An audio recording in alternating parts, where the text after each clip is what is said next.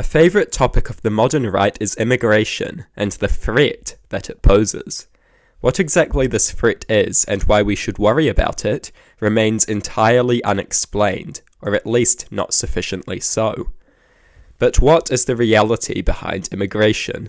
To put it simply, immigration should be desired. The most important arguments highlight the economic benefits and the moral good of immigration. If good arguments in favour of immigration are on their own not enough, then a lack of good arguments in opposition can be itself convincing. The anti-immigrant crowd lacks coherent points and can be dismissed with ease. The combination of good arguments for immigration and poor quality arguments against makes this issue an easy one. Immigration is good. An essential argument for immigration concerns economics. The nation can gain notable and desirable economic benefits from a realistic and carefully planned pro-immigration policy. Immigrant workers prop up certain sectors of the economy, create a better worker and retiree balance, and enrich the economy with new skills and innovative ideas. Even the most famous right-wing economists acknowledge this.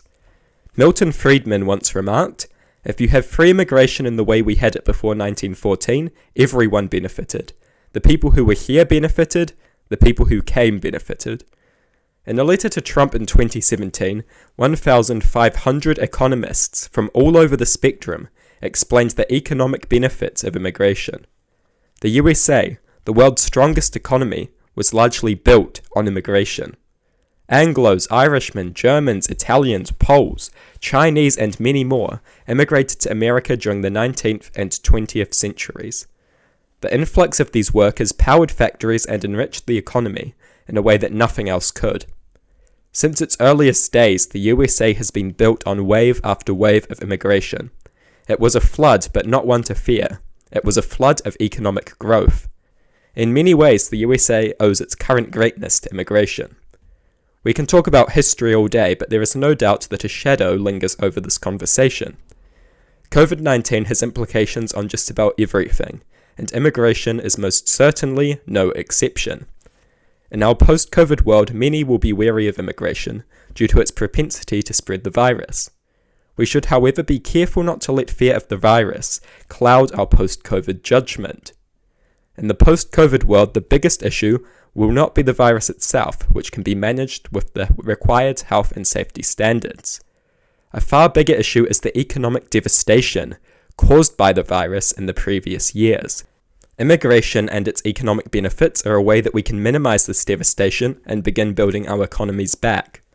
Just as immigration helped to build economies originally, there is no reason that it cannot now contribute to restoring them.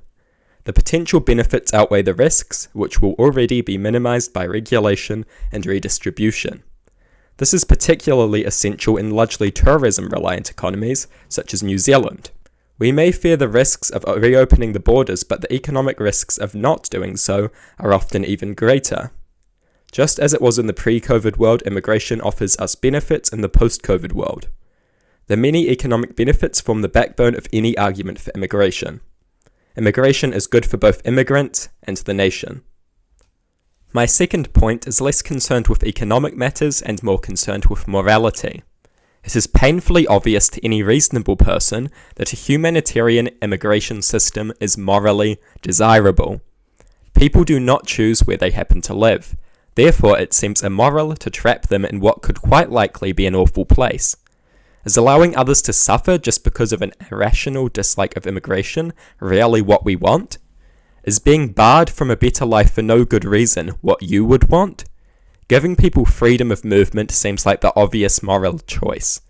This paired with the economic arguments should make immigration a win for both sides.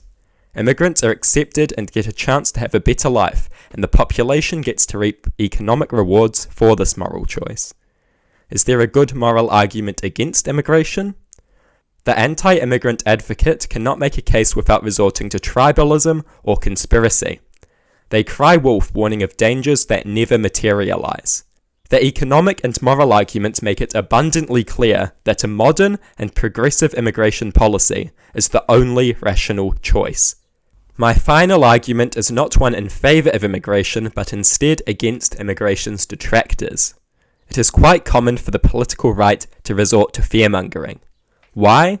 Because fearmongering is the tool of those who lack any other tools. A lack of data, logic, and basic morality leads to desperate emotional appeals to the primitive reflex associated with fear. So what does this fearmongering look like in action? The main three fearmongering arguments are fear of crime, fear of losing political power, and fear of replacement. Let's address them one by one. The first fear is addressed simply. The most feared type of immigrant is the undocumented immigrant. The data seems to suggest undocumented immigrants are far less likely to be arrested for crimes ranging from violent felonies to felony property crimes than American citizens. The fear of immigrant crime is baseless, and it is irrational. The second point concerns immigrants and how they vote for left-of-centre political parties such as the Democratic Party in the USA. The right fears this because it threatens their political power. The issue with this is that it is strictly circular in its logic. The idea is that immigrants are bad and should be opposed because they do not vote for the GOP. The issue here is that the only reason immigrants do not vote for the GOP is that the GOP opposes them and their interests. This is circular, and a problem that will go away only when the GOP liberalizes its regressive views on this subject. The final point is that of replacement. This is the most extreme and most ridiculous of all the fearmongering claims. The basic idea is that immigration is in some way and for whatever reason intended to replace and destroy white populations.